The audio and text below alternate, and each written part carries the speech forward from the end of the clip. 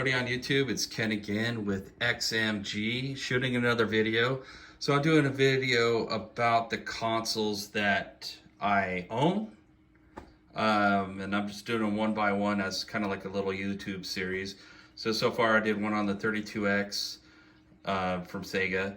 And then I did one from the PlayStation 2. And then I did another video on the original Nintendo, or also known as the NES. So now I'm doing one on the N64. So I noticed there's not a lot of views on the NES, so I just don't know if that's the algorithm because it's a niche console. But the N64, I'm gonna give this a shot and see if I get better views. The PlayStation 2 video review is kind of just, I was bouncing all over the place and it kind of did all right. So the Nintendo 64, this console's a pretty basic console, came out in 1996. It has a 64-bit 96 megahertz processor by NEC. And it does have 4 megabytes of RAM. And with the expansion card, this added additional 4, so it went from 4 to 8 with the expansion. And yeah, this if you do buy a Nintendo 64, you want to get one with this expansion, memory expansion. So it adds more random access memory. Let's see if that shows up. Yeah, memory expansion pack is what you want to look for. And then it goes right here for those that don't know. I'm kind of just doing this one-handed. And then you slot it in, press down, installed. There would be another, if you don't have this red top, another one would be called a jumper pack, which is, I think it's like a resistor array or something. So you got to have something in here. So if you're looking at a Nintendo 64 to purchase and it doesn't have the expansion pack or the jumper pack, then if you get it cheap enough, I guess you could find these on eBay or even Amazon. You probably get them cheaper off eBay or a used game store. And I thought I would like to mention that because when collecting these, your mileage can vary on what you find out in the wild on what game systems are out there. So yeah, I just kind of give you a once around on the system. It's kind of, like I said, these are basic systems. So you got the LED light in the middle right below here, so that will shine red when you turn it on. You got the Nintendo 64 little jewel right there. You got your 4 controller ports. So this console is really known for multiplayer couch co-op. We didn't really have, when I was a kid, we didn't have like high-speed internet. Internet was just starting to take off as far as dial-up modems and computers. And there's game systems like like in Japan, like the Super Nintendo, they messed around with internet multiplayer and stuff like that. Same with Sega. They had SegaNet, back in the day. So these systems, you will not find any internet connectivity on them. But yeah, this was kind of innovative back then, is to have 4 controller ports, and trust me, this is probably known as the multiplayer console. So yeah, you got your reset button, so you press that, will just reset the game, and then you got your power on and off. Pretty basic system. See, I'm gonna flip it around here. So you got your multi out, and that's where your power supply goes. So the power supply slides in. The multi out is for your audio video cables. With these systems, I suggest S-Video. I'll show you more of what the video cables look like here later on in this video. Let's see, 19 watt, so control deck. And right there's the expansion slot. So you take that cover off. Nintendo is going to release a disc system, and it would have been a add-on. You would have set your N64 on top of it. It was released in Japan, never released in the US. And it kind of used, instead of like floppy disks, they kind of remind me of the old zip drives. You know, they had that, they were kind of just like a hard, it's kind of hard to explain. But I'll look up zip disk or the Nintendo DD disk system. And there was only like released a dozen games, or not even a dozen, like 4 or 5 games for the Nintendo disk system. So that kind of goes into the limitations with the cartridges. They, you know, the ROM chips were expensive, and you know, games would, I think the storage was like 64 megabytes. You know, so Nintendo tried to compete with Sony with the PlayStation and release the disc system. So that didn't happen. Another thing with the expansion pack for the memory expansion is some games require it. The one that I remember is Donkey Kong 64. So there's you know, everyone's different on what this is, but as far as what happened. But rumors are there was a bug in the game that required the expansion pack. And what Nintendo's told everybody, and what they marketed this as, they sold these expansion packs with the game. And when I was a kid and I received the Nintendo 64, I got the Jungle Green edition. That was the color of this, so the console is that color as well. And it came with a controller, it looked like that. I no longer have that because I think it got sold off or whatever from one of my brothers. But I wish I still had it. It was a pretty cool, unique console. And they came out with different colors like purple, pink, you know. I think they came out with pink, but yeah, purple, green. Green's my favorite color, so. And then, of course, this is the standard edition, the black one. So if you got the Jungle Green version retail, it came with this, the, of course, Donkey Kong 64, and then the expansion pack for the memory upgrade. So it was a requirement to play that game. I think not Ocarina of Time, Majora's Mask, Zelda, Majora's Mask required it. So there's only 2 games that I've heard of that require the expansion pack. So just to touch back on that, kind of the importance. Some games did take advantage of it, like the draw distance was better.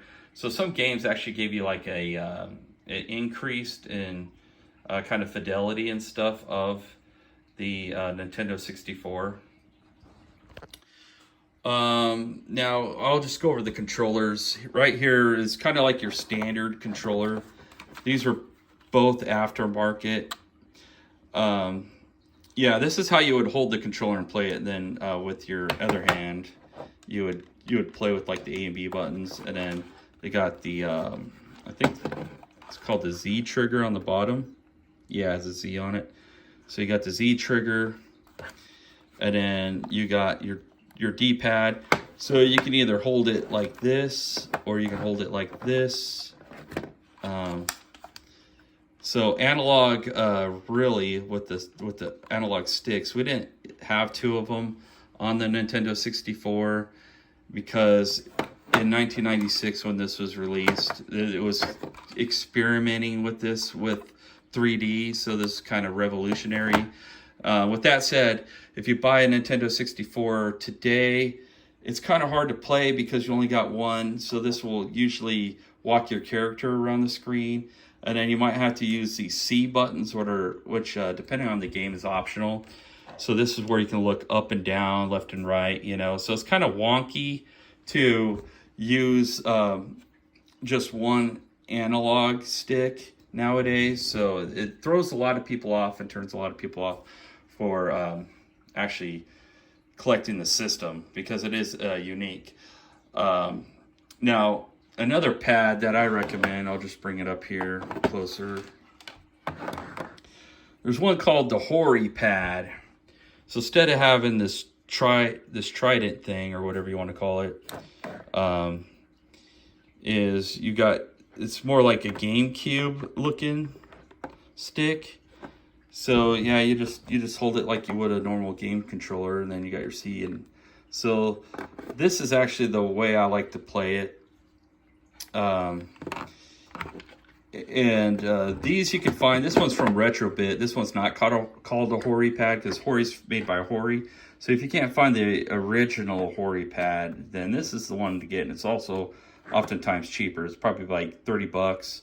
This controller is probably like 20 to 30. This one's not made by Nintendo, because if it was Nintendo, it would have a Nintendo right there. In this situation, I do get aftermarket controllers because these sticks are notorious for wearing out. If you find one at a secondhand store, eBay or something, you might have it, it might see it like that. You know, it might just be limp. And so a lot of people say, hey, it has a tight stick when they go looking for one of these. And what they mean by that it's self-centers when they do that. It's not, you know. And a lot of times this plastic will grind in there. Games like Mario Party, there's a level where you just, you're supposed to spin the stick around. I never played out Mario Party, but some people will just take their palm and rub the crap out of it. So a lot of games like Mario Party, which you're playing against, you know, friends, you know, then again with the 4 controller ports on there, why not? You know, they got a party game. So it would just create a lot of dust from the plastic and stuff. So if you do get original controllers, then keep in mind what you can also find is aftermarket third-party parts that are brand new. So you can actually replace a stick with a third-party one. And, you know, to each his own, you know, it depends what you want to do. Now, if you notice on each one of these controllers, they do have the expansion, it's not an expansion pack, but I don't even know what you would call it. It's more like a add-on. So this is for like their memory cards. So a lot of the games for the Nintendo 64, you could save directly to the cartridge, but those that didn't, you would either get a Rumble pack and it'll add Rumble capability. So this is like the first time they were experimenting with Rumble. And nowadays we just take it for granted because you got Rumble inside the controller already built in. But a lot of games took advantage of the Rumble features. Kind of gimmicky. So a lot of games I don't play without the Rumble. Now, and then memory cards. I think the memory cards are up to 64 megabytes for storage on the memory cards. So the games that didn't have built-in like flash memory into the cartridge, you could just get a memory card and go that route. Another thing is this is the power supply for the Nintendo 64. So this is a original. So make sure you get that if you're looking for Nintendo 64. There's a lot of third-party aftermarket ones that are still being built to this day. So that just goes to the back of your Nintendo 64, and then the other end is just a ordinary US power plug because I'm in the US. Yeah, going back to I want to call it power pack, but it's not it. The little slot on the controller is, I got this is a third-party aftermarket one. And this one has memory and then Rumble. And when I bought this, I think it came from China. There was no directions with it. I had no idea exactly what they want you to do. It has a rechargeable battery in there. This cover does not come up. I found out because it has a 3-volt DC in. I think to either charges for the Rumble or for the memory or both. But I found out it takes a Game Boy connector for Game Boy Pocket or Game Boy Color. So you could plug your old Game Boy adapter in there to charge it. It didn't come with any power adapter, but that's what I used to charge it up. And it works fairly well. So yeah, I could go from memory to Rumble. So the games that have saves on the cartridge, then I can use just Rumble. And if there's a game I play that needs a memory, and then I'll switch it over to memory and then put it in. I mostly use it for the memory part, to be honest. That's why I bought it. But I had to do that one-handed. But that's how it works. And it does kind of throw... It's not too heavy. This one's probably heavier than you would actually buy if you just bought a regular memory card. But it kind of just throws off the weight distribution of the controller. But it's an option, so at least everybody knows about that. Now let me go ahead and show you the games that I have here. So I got Tony Hawk Pro Skater. I think it's better on the PlayStation. Now the Nintendo 64 was a lot better than the PlayStation as far as technology. You know, had a faster processor, 96 megahertz versus 33 megahertz on the PlayStation. It had faster load times because of the cartridges, but the games had to be smaller in size to fit on these cartridges. And then this is Star Wars Episode 1 Racer. I always called it Star Wars Episode. No, I just called it Star Wars Pod Racer when I was a kid. And this has like 60 frames a second. This is probably the better looking game. I'll demonstrate this game actually because I'll show some gameplay footage after the review just on the old television here. And then we got Star Wars Shadow of the Empires. Now this game is, honestly, I think it's fake. Because I've been buying these games, not all of them, but some of them for like 20 bucks. And yeah, I mean, I took this apart. Even has like metal shielding and stuff in there. So, I mean, I don't even care if it's fake or not, to be honest. I'm not really a collector, I'm more of a gamer. So, but yeah, you got to be careful if you are a collector. You're going to run across fakes that are really hard to tell apart. You know, Super Nintendo, Sega Genesis, Game Boy even, it's really easy to find the fakes. With the Nintendo 64, it is really hard to, you know what's fake and what's real. Let's see, Nintendo 64 game pack. So I'm wondering, it's either talking about the memory card or that the jumper pack I showed you, or the expansion pack. So, interesting. See, that one says game pack either as well. This one I know is real because it's just how faded it is and stuff. This is Cruisin' USA. It's a driving game from the arcade. And it's not that much different than the arcade as far as color and graphics and stuff. So it's pretty similar to the arcade. And it's a really fun game. And I still enjoy the arcade to this day. But it's fun to go back and play it on the Nintendo 64. So it's another game I enjoyed when I was a kid. The Shadow of Empires I was showing for Star Wars, that was a good, you know, just general Star Wars 3D game. Turok 2, this game is pretty fun. It's kind of like a exploration puzzle game, and this is the second iteration. The one that was really popular back then is the first Turok, Dinosaur Hunter. Really fun game. I'm not sure why it got a mature rating. I just now noticed that. Both of those games got a mature rating on it. So that's... Nintendo is kind of... probably for blood. See, that one's rated E for everyone. And if you find them with messed up labels, if you want the original stuff, you know... I guess they all say Nintendo 64 game pack. I could be wrong. Let's look at some other ones. This one I think is also fake. This is 007. This one is, it's made by Rare. And this one is kind of what my brother and my cousins and everyone played. You know, this has the 4-player multiplayer on it.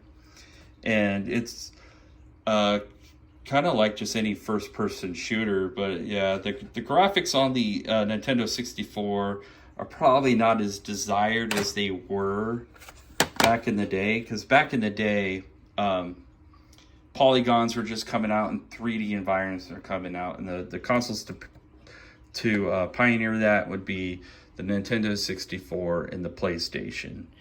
And there's some other guys that tried their hand at it, like 3DO and the Atari Jaguar before the Nintendo 64 and the PlayStation. But, you know, we're talking about big companies with a lot of equity and money to spend, basically. You know, they had their hands in everything, and this is what they're known for, is the for gameplay. And honestly, when I was a kid, because the PlayStation 1, the original PlayStation, sold more than the N64, because you know, when I was a kid, I didn't know anybody really with the PlayStation, but a couple people, and then it was, you know, more and more prevalent. So that's just my experience with it. But from what I hear from other people, it's like they didn't know anybody who really had a Nintendo 64 personally, but you know, they knew about it. Quake 2, I didn't have this one growing up. I don't even know if this one's fake or real. I just bought it off eBay. That's how hard it is to tell sometimes. Sometimes you'll get a label really, yeah, this one's a mature game, almost like, you know, mature games. Yeah, I had the first one when I was a teenager or kid, but I decided to get this one because I wanted to play Quake 2, but you know, it's kind of hard to play nowadays unless you buy the remastered PC version.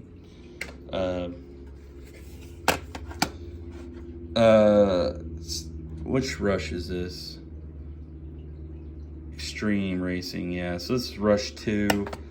They have the Rush game series on there by Midway. Really fun racing games. They had Rush 1949, I believe, and then San Francisco Rush is probably the funnest one from what I remember. Doom 64. I heard of this game, and honestly, when I was younger, I thought it was just a 64-bit version of Doom. I had no idea that it's its own game, so it has its own levels. It's similar to Doom 1 and 2, but more similar to Doom 2 than Doom 1. So totally different level design, and it looks really good on the Nintendo 64, but you know, the graphics are probably better than a lot of the PC variants of just the original Doom. But yeah, and then I got Zelda Ocarina of Time, and okay, and I think what they're getting at, Nintendo 64 game pack. So they just call these game packs instead of cartridges. I don't know why I was confused about that, but yeah, this is Zelda. This is when Zelda like first started getting into 3D graphics, and it's a pretty fun game. I watched people play this on their Nintendo 64, but I never owned this game growing up, because games back then were pretty expensive, and games on cartridges were even more expensive. So you're talking about like $40 to $60 for most of these games, and then in the 1990s and 1996, that's a lot of money back then. Still a lot of money today. A lot of people complain about why are games still $60. So right there is the games that I own for the Nintendo 64. So I thought I would show all of them. And then what I'm going to show you next is kind of just like the video stuff here. All right, so now to talk about like the video cables to get the best video quality. Right here, I think this is a Pelican cable. There's also a company out there back in the day and still exists called Monster Cables. And so I'd recommend picking up one for your Nintendo 64 that's a good quality. You could buy these used off of sometimes old new stock off of eBay, still packaged.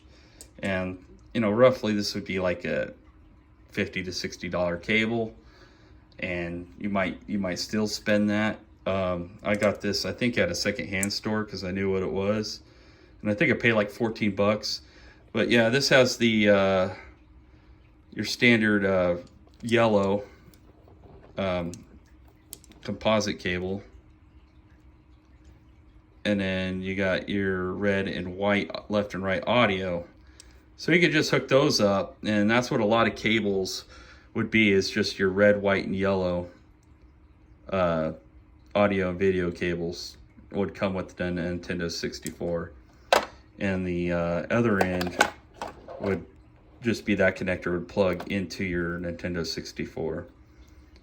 So if you buy a Nintendo 64 for cheap, you could get a cable for anywhere from $10 to $60. It really depends.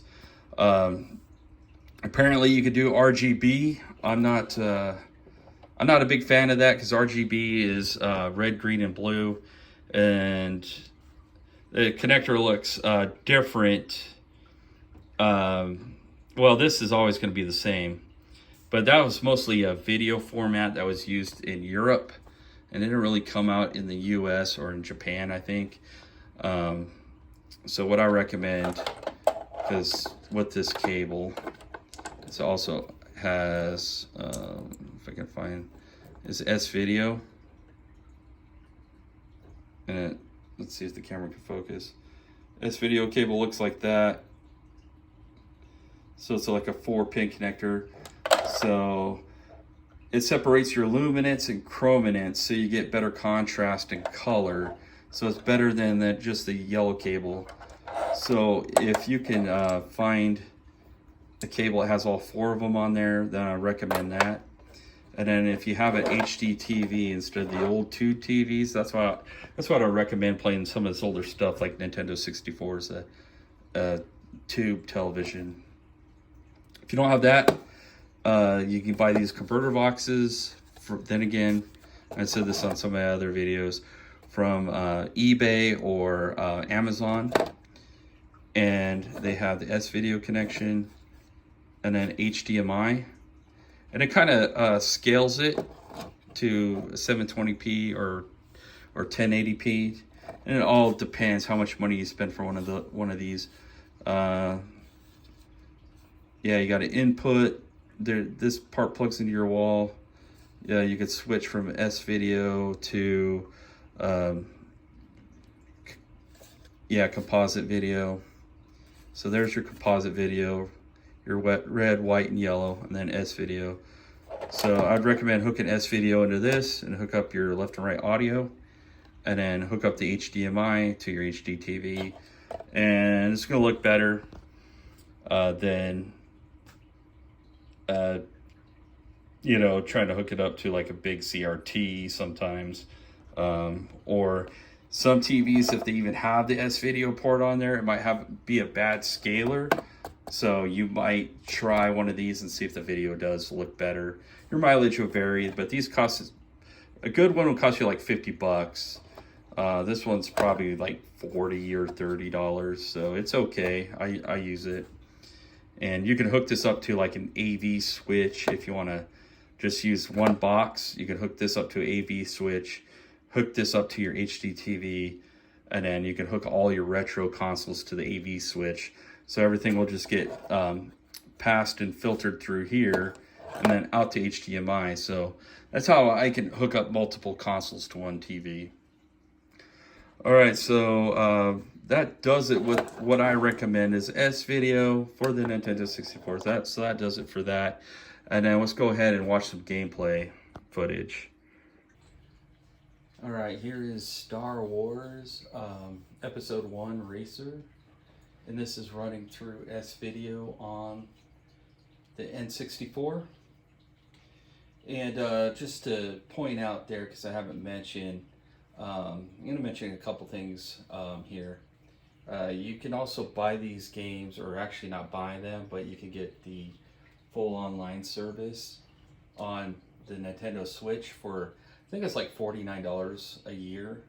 And you can play Super Nintendo, the original Nintendo, and N64 games, as well as Sega Genesis games. So if you want to play some of these games on the cheap, through emulation, I would recommend playing them on the Nintendo Switch and just buy that extra additional service.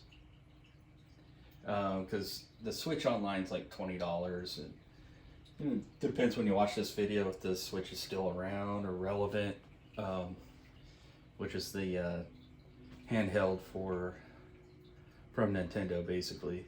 So as of 2023. Probably the best way to play these games are on the Nintendo Switch would be, in my opinion. They don't have all the games on there, but I don't think this game's on there. It might be. They change their games every month.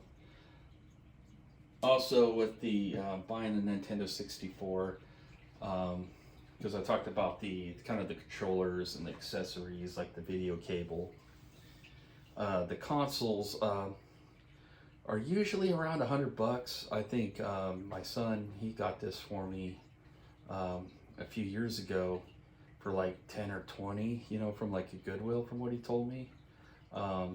So yeah, he knew I used to have one, or I wanted one, so he actually picked this up for me, which is pretty nice and thoughtful of him. But we'll go ahead and play this. So as you can tell, the graphics on the Nintendo 64 are acquired taste, basically,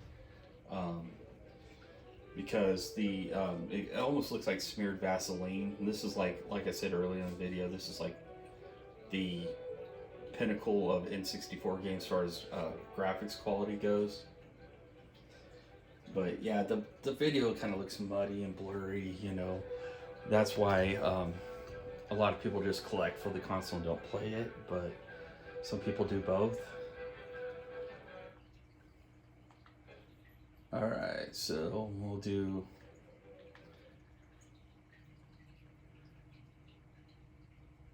See, to accidentally go back. Okay.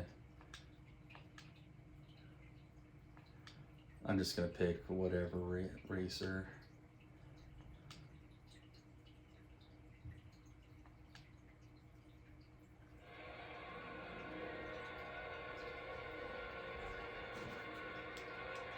And this game, I think, had a splash screen, something about the memory expansion.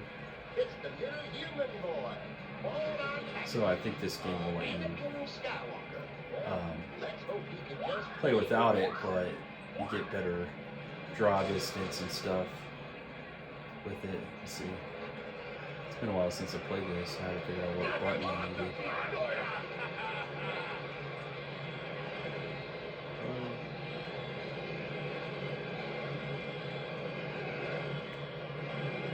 Yeah, you get less pop in with probably the memory expansion. And if you see in the distance, you'll see like kind of like a fog effect. So you get less of that with the memory expansion, I believe, on a lot of games. So that fog effect is kind of hiding what the N64 is drawing in the background.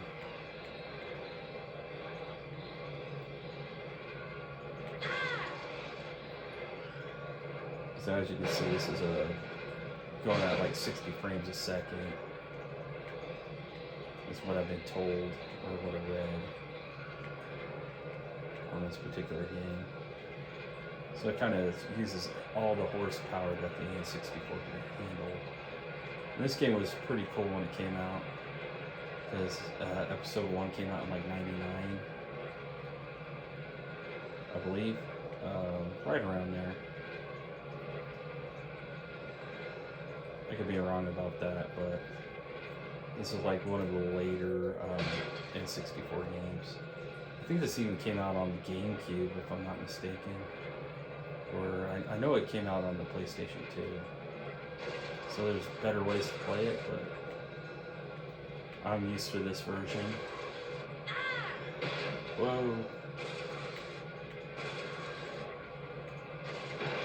Whoa.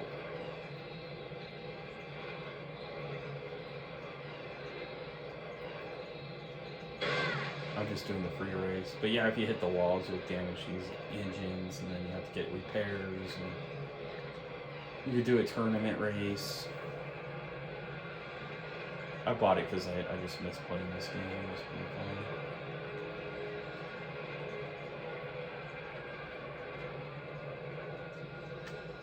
fun. Alright, so that's the N64. Definitely take a look at some of the other games I've shown on, I'm sure there's gameplay footage out there on YouTube. And kind of decide if this is console for you, if you remember playing it. Definitely keep an eye out on for it. There are resellers out there who'll probably charge you like $200 to $300 for one. $100 is what you realistically are gonna find one of these consoles for. So yeah, please rate, comment, subscribe. If you subscribe, at least you'll catch my videos, because yeah, I never know when I have time to actually shoot another video. So I'm just getting a lot of videos done for this year with these reviews. And right now I'm currently not working, so it kind of helps, gives me a lot of time to do stuff like this. And yeah, I'll see you guys in the next video.